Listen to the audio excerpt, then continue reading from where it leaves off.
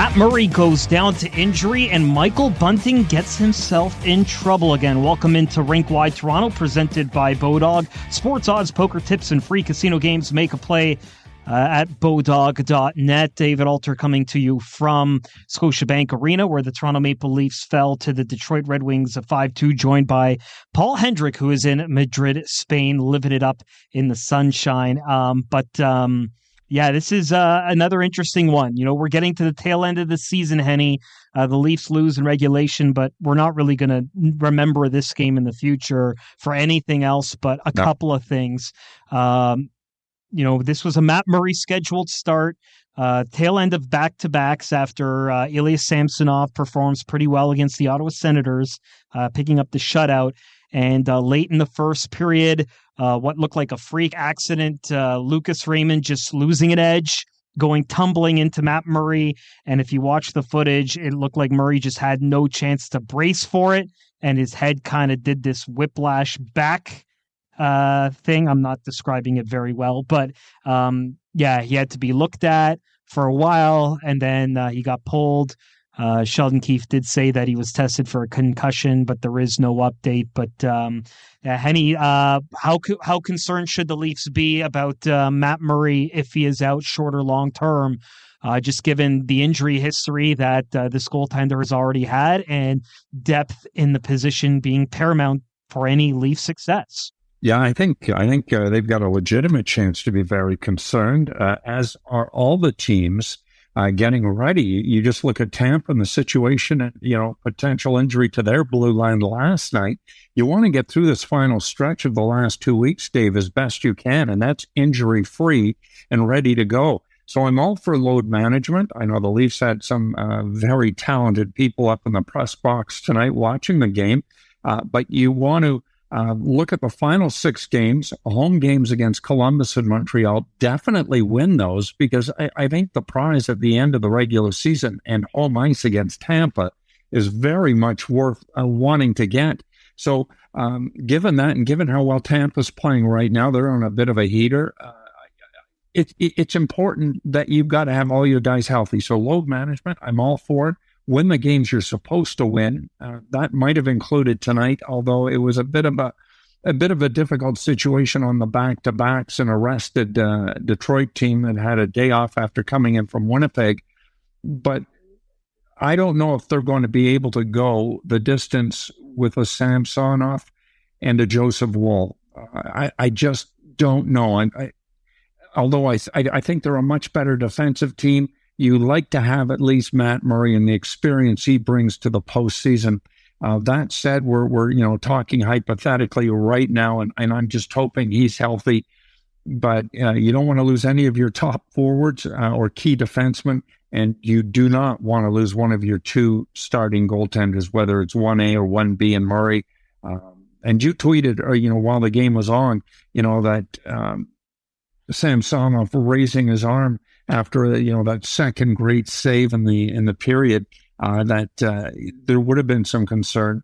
But right now, let's just get through a long story short here, and I've made it longer than it should have been. Get through the last 6 games and the 2 weeks as healthy as you possibly can, and do whatever you have to do to get that facilitated. Yeah, we'll hear from Samsonov shortly about coming in relief and some of the concern I kind of put out there on Twitter. People thought I was sensationalizing the whole situation. But, nope. He did get crashed into a little bit as he was trying to make this acrobatic save, and did look like he was kind of favoring something, but we'll get his explanation on that shortly. But first, John Tavares, who does get on the score sheet tonight after he had been kind of dried up the last couple games. He had that 2-goal, 1-assist performance against the Panthers on the road. But since then, it hadn't been going for him. He picks up a goal tonight, and here he is just expressing his concern for number 30. Yeah, don't like seeing that. Hopefully Matt's okay.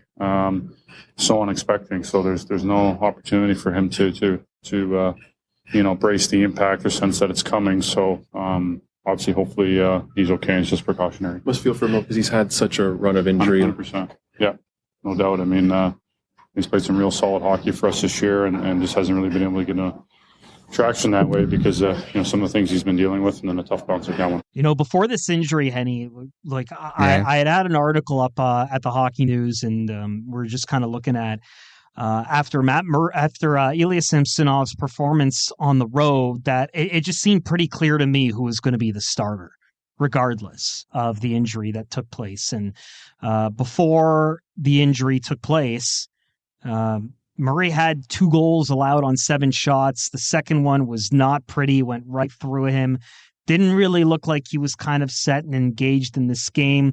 Kind of hard when there wasn't really a lot to play for either side at this point. Detroit's playing spoiler. Toronto knows they're playing Tampa. It's really just a matter of if it's going to be number 2 or number 3 in the division. So he's kind of getting fed to the Wolves. But at this point, it just kind of seemed to me, even before this, that Samsonov had the number 1 spot, at least to start the playoffs, down pat, especially when in that game against Ottawa, when Austin Matthews, John Tavares, and Mitch Marner, all of them were not on the score sheet. He came up with the performance of a lifetime to pretty much put an exclamation mark on the starter's job, in my opinion. Yeah, you're right. Absolutely nailed it last night. And in a tough environment, even with all those Maple Leaf fans there, Ottawa's a tough physical forechecking team. And I think tonight was the opportunity for Matt Murray maybe to reestablish some credentials and still give the coaching staff something to think about as we look to the postseason in 2 weeks' time. He got hurt. He didn't get that chance. And I don't think there's any doubt in anybody's mind, especially Leafs Nation, as to who you're going into Game 1 with. And regardless of whether it's Game 1 in Tampa or especially Game 1 in Toronto, where home ice has been so good and Samsonov's been so good to home ice, I think just the way he put an exclamation mark on that road win last night has solidified his spot. And if able to stay healthy, and fingers crossed from here on in, it's his job, Game 1, regardless of what we see in the next couple of weeks. I think he's done enough this season to convince the coaching staff that he's Toronto's number 1 goaltender for the postseason. So he comes in with a little under 4 minutes to go in the first period, gives up a goal right away, but not really kind of in it at that point. Eventually finishes off with 14 saves out of 16 shots. And then there was one particular instance in the second period where there was this crash at the net. He had to make an acrobatic save, and then he was kind of favoring his arm afterwards. And here is Samsonov's explanation as if he was playing hurt or not. Not much. Just I was playing yesterday. Yeah, it's not easy to play back-to-back games. Just maybe muscle is tired a little bit. More stiffness today. And I'm skate today, and I do some workout before a game too. But you never know what time you go to the net. I'm a professional player. I need to prepare it whatever is time. Yeah, I'm ready to play at night too. Yeah, doesn't matter. It's a different routine you go through, right? If you know what you're playing ahead of time versus. Yeah, but you need a quick change in your brain. It's not too easy. It's really hard. But we need to do this on special. What time you didn't play, you need to get ready for everything. Yeah. There he is. So, yeah, it's pretty much soreness. Like if he was stretching out a lot, I guess it kind of makes sense. When we look at it through reporters' lenses and see that both of these guys have had injuries, we kind of look for it, right? Like we look for body language that is a little bit different than the norm. And then afterwards, he was kind of stretching it out, and it kind of makes sense. And listen, before Samsonov went out on parental leave, he was dealing with something, and he admitted it. Wouldn't say what it was, but said that it was corrected with some rest during the days that he was away from the team. So it's just something you just kind of keep an eye on. And so this was not an ideal situation for Samsonov. And I've got to think, Henny, if Murray is not cleared and they don't get the news that they want from him, that you have to go with the emergency basis, I think, and have Wall start against the Columbus Blue Jackets on Tuesday, just to kind of give Samsonov a bit of a break here when he was just not really prepared for this game. Yeah, and Joseph has proven that he can play well. Obviously, I think there's no doubt it's going to be an interesting offseason to see how things work out. But I see him in a Toronto uniform, not a Marley uniform, but a Toronto Maple Leaf uniform when the season begins next fall. That said, Tuesday's game, Dave, it's an important game. Leafs still 4 points up with a game in hand on Tampa. But the Lightning now, as I've mentioned, have put a few games back to back here, knocking on the door. I'm just wondering, depending on how Samsonov is, obviously they're not going to skate tomorrow, Monday.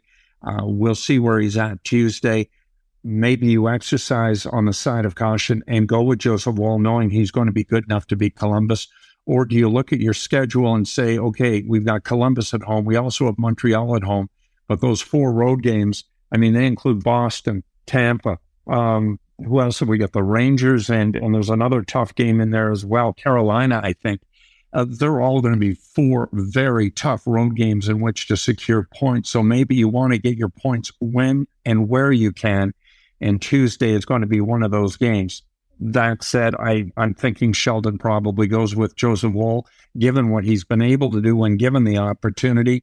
And he certainly earned that chance to play against Columbus on Tuesday. And I think the team's very confident playing the Blue Jackets with Joseph Woll in nets between the pipes. Yeah. I mean, that would just kind of be the prudent thing. There's really not a lot of, I don't know how to properly say this. There's not a lot of rigorous testing when it comes to what qualifies as emergency basis at this point. If bumps and bruises are enough to say you're hurt, and you can get other guys up and do it as they did tonight with Mitch Marner not playing, as you mentioned off the top. We saw Nick Abruzzesi's regular season debut, or I should say his season debut with the Leafs last year. Remember, he joined the Maple Leafs as a college free agent signing right after his season ended in Boston, actually. It was I remember he was in Boston, where the Leafs will be later this week. So there was that. He was the 41st skater to come in.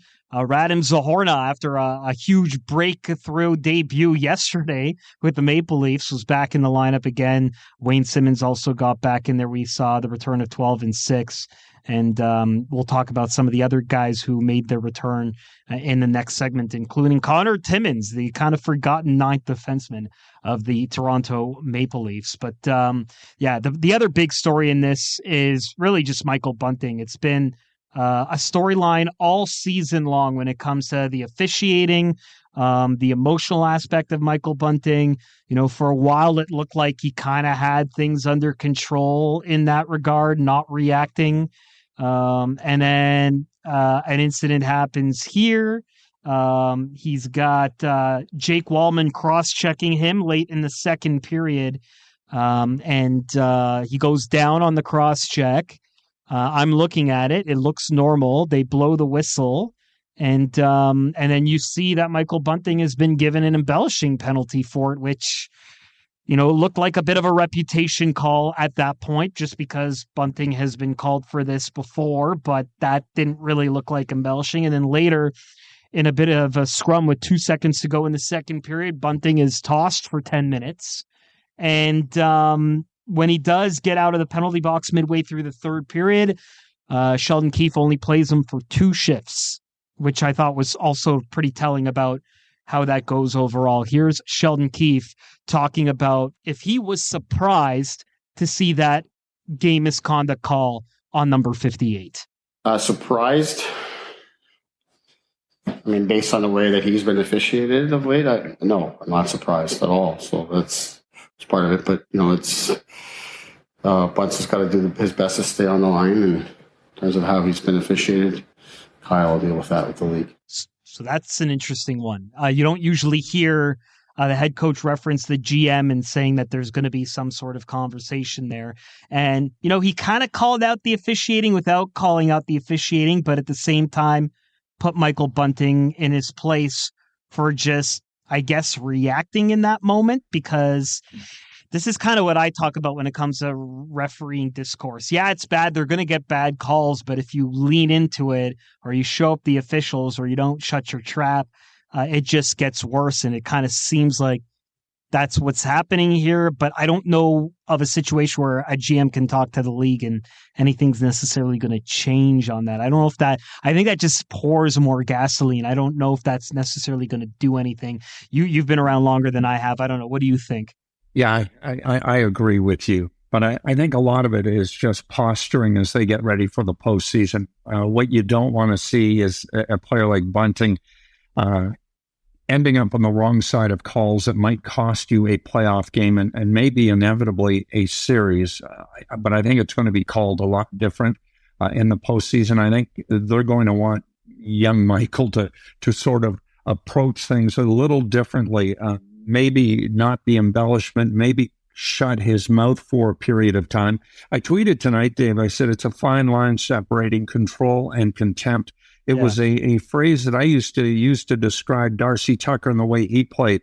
He was a marked man as far as the officiating was concerned. Going way back when was Eddie Shack as well. Those kind of theatrics and what they do make them the effective players that they were and what Michael Bunting is. But I think where they want to see Michael Bunting is hard work, go to the net. He was at the net. He got stopped in the second period and on a great save by Neveljkovic. But I just think they want him to mature up a bit, still be as aggressive and pesky as he always has, maybe draw penalties legitimately. And I don't know how much he's going to get given where he is in terms of being that marked man with NHL officials. But I think he's just got to mature on the ice right now. The other thing is the way he plays is the way he plays, which makes him successful. But they just need a more buttoned down Michael Bunting. And I'm sure the conversation between Sheldon Keefe and Michael Bunting has been heard and is going to be heard yet again. And we'll see what Kyle can do and whether Kyle talks to the league regarding this. I somewhat doubt it. But again, this is just the politicking that's going on 2 weeks before the playoffs. They've got to get Bunting in a proper frame of mind, whether it's in your top six. Somehow I think he might be on your third line, but we'll see what it all does. But I think Bunting's just got to pick it up. It's been a frustrating season for him compared to where he was a year ago, just not getting the ice time and playing with the line mates that he normally did get to play with it, and maybe just not feeling it right now. But if he gets hot, he could be a very effective guy in a 7-game series against Tampa. Yeah, it's interesting for a couple of reasons. I think the Maple Leafs want the Michael Bunting that they had before he got hurt toward the end of last season, because I don't think you really saw Michael Bunting's potential in that playoff series. Because then he even admitted that if it was a regular season game or those games there, he probably wouldn't have been back by game 2 like he was. And so he recouped from that. He's all fine. But before that, he didn't have this reputation. He was just being Michael Bunting, and he was getting the top line minutes and moving up in the lineup and doing those things. But then as soon as the embellishments started, it seemed like, I'm not saying he's embellishing. As soon as he started getting those calls, it seemed like it just kind of started to unravel, and he didn't know how to handle that.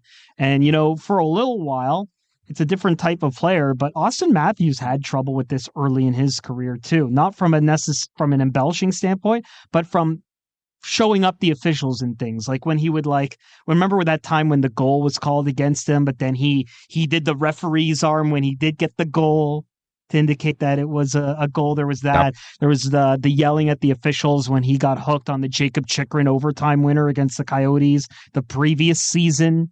And they did that to the same, these referees are human.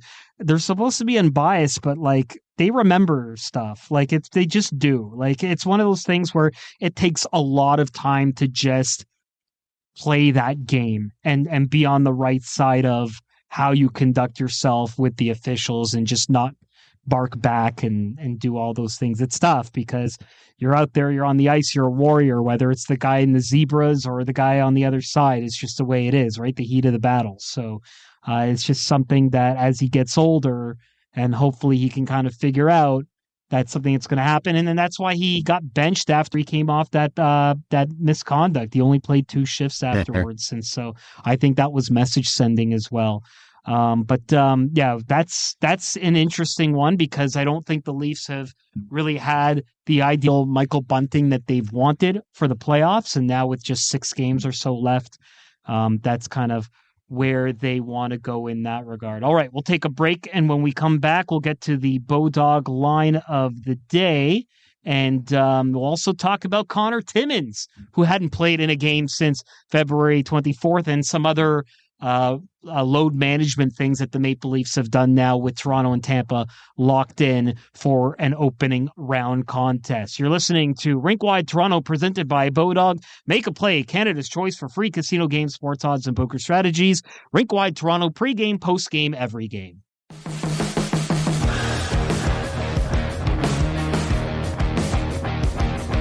Welcome back to Rink-Wide Toronto, presented by Bodog. Make a play, Canada's choice for free casino games, sports odds, and poker strategies. David Alter and Paul Hendrick with you, and it is time for the Bodog line of the day. And Henny, we know Toronto and Tampa are going to meet in the first round for the second consecutive year. And Money Puck odds have the Toronto Maple Leafs at a 63% favorite to make it to the second round, compared to 37% for Tampa. You know, I would imagine these numbers were kind of similar last year. I would imagine against Toronto versus Montreal in 2021, it was probably even greater in Toronto's side. So taking all of that into account, is that a fair assessment? Or do you think it's on the generous side that Toronto is essentially a 2-1 favorite, according to these odds here? I, on a similar show last year, predicted Toronto to win their series against Tampa in 6 games, and they should have won that series in 6 games. And I'm going to stick by it again. I think Toronto's going to win this series in 6 games. Tonight, there was no Marner, no McCabe, no Giordano, no Ryan O'Reilly. I mean, I can go on and on. It's going to be a different team. Now, you've got to have your healthy goaltending and all that going in. And assuming it's going to be that, it's going to be a hell of a series. It's going to be a close series, but I think Toronto is going to be good enough to win this in 6 games. I think home ice is going to be important. Tampa, not as good a road team this time around, but they are a seasoned playoff team that certainly knows what needs to get done at this point in time. So it's going to be a tough opponent, but the Leafs are ready. 63%, I think, might be a little heavy. I think it's a little tighter than that. But I do believe the Leafs are going to win this series. I think it's going to go 6 and not 7. Yeah, it's interesting. I don't know. Like the last 2 years, I've called the Leafs, and then you're kind of like thinking if it's the kiss of death, calling Toronto the favorite at this time, even though all signs suggest that they are. It's just it's hard because it is the team that has gone to the finals for 3 consecutive years, although they should have a lot of wear and tear. But as you also mentioned in the last segment, that Tampa is starting to kind of trend back upwards. So they're starting to find their game. Saw Tanner Jeannot finally got on the board there. So very curious to see how that kind of shakes out. And so with that, the load management continues. It had been going on for the defense for quite a while, and that continued tonight with Jake McCabe getting his first turn since being acquired by the Maple Leafs from the Chicago Blackhawks, getting that turn to rest. Mark Giordano was a healthy scratch for the second time this season, and the Leafs returned to a 12-6 formation with the 6th defenseman being Connor Timmins, playing on the left side, not having played since February 24th. Here's how he has been dealing with that situation. Just the same way I've always went about my business, just controlling what I can control, and I'm working each day. Obviously, it's no secret, the team we have, and we're all in, so I'm fine with my role and filling a role, and I think everyone's got to buy into that if we want to have a chance to win, so I'm okay with that. Yeah, I mean, look, I joked on it on a previous episode that it's very easy to go along with the plan when the team gives you a 2-year, $2.2 million extension, that you kind of know where your standing is with the club for the future, that you can ride out kind of sitting around. I joked with a friend of the show, Frank Corrado, about that when he was kind of sitting for a long period of time in a situation where he couldn't move up and down. And he pretty much joked that, if they gave me that contract extension at the same time I was going through that, I would have stapled my mouth shut. So he certainly knows how to kind of go along with the plan there. But Connor Timmins, he might factor in. It's all going to depend on just a lot of different things there. But he really is number 9 at this point, and just his contract status couldn't really go down. Hardy did the conditioning stint earlier this year with the Arizona Coyotes, so that wasn't really much of an option. But he's on the quote-unquote developmental path, and so that's why he was playing on the left side as other guys got to rest. Yeah, and, not only he might not say it may be frustrating for him, Justin Hall as well went through the same situation as Frankie Corrado did as well, sitting 71 of 82 games a few years ago when Mike Babcock was head coach. I mean, that was frustrating, but you're right, the contract certainly helps. It also helps to know that you're on a team as good as this is, and there's going to be the possibility of maybe competing for a Stanley Cup. The other thing is you've got to look at the postseason, and if this team does indeed get to the second round and beyond that, boy, oh boy, that would have to incorporate beating Tampa, and then I would assume Boston, that they're going to need everybody and all hands on deck, including Connor Timmins. Right now, Timothy Liljegren's got to be frustrated somewhat. He appears to be on the outside looking in, but such is the case with as good a group as the Maple Leafs have when they're playing their top 6 defensemen. Luke Schenn looks like he's pushed himself into that top 6 regard. 7 hits tonight, 2 block shots, nearly 17 minutes of ice time. Looking right at home back then, depending on who they've got him paired up with, but I think his veteran experience and expertise is certainly going to help him, as well as 2 Stanley Cups with Tampa in terms of moving forward. But in Connor Timmins' regard, he was -1 tonight, I think, but I thought he looked pretty good back there. He's got a big stick, able to get that into passing and shooting lanes. Not necessarily a physical defenseman, but he is a big body. And I think he sees the ice well and makes a nice outlet pass to facilitate Toronto's lethal transition game. So he's going to get his time. I think he's going to be a valuable member of this defensive core in terms of a third pairing guy in the years to come. And I think he's in a good spot to look around and watch and learn. And especially when you consider where he has been in his NHL career, given, ankle and concussions and whatnot, and having seen very little NHL ice time prior to getting traded to Toronto.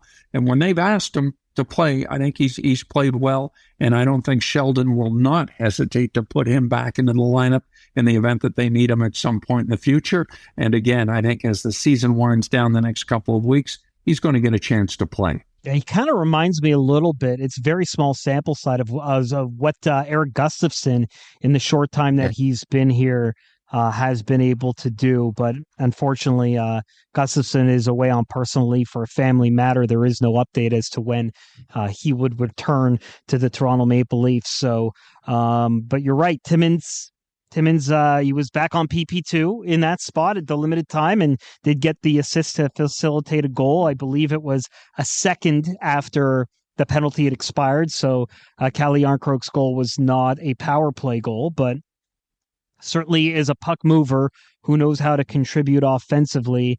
And it's kind of amazing when you look at the role he had played with the Maple Leafs when they acquired him in November. In 24 games, got 2 goals and 11 assists and 13 points. Like that was pretty good. For a while, he had 2 more goals than Morgan Riley. So, I mean, Riley finally got on the score sheet. So it didn't matter at that point. But yeah, it was just amazing that he was able to kind of come in here for a big boy like Curtis Douglas. And they were able to really find gold in someone who can kind of play for them for a couple of years to come. Speaking of big boys, Radim Zohorna was the only trade deadline acquisition by the Maple Leafs on March 3rd. It was it was in Vancouver one day before they played against the Vancouver Canucks. It was a minor league deal.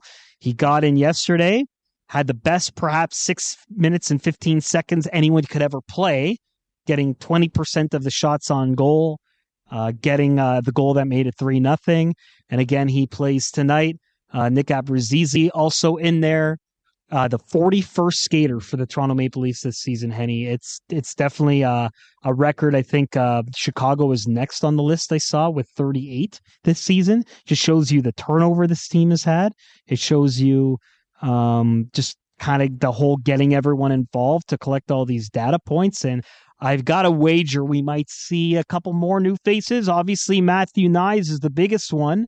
But then after that, do we see some more? And how much do we see of Mitch Marner, Austin Matthews, John Tavares, William Nylander between now and April 13th?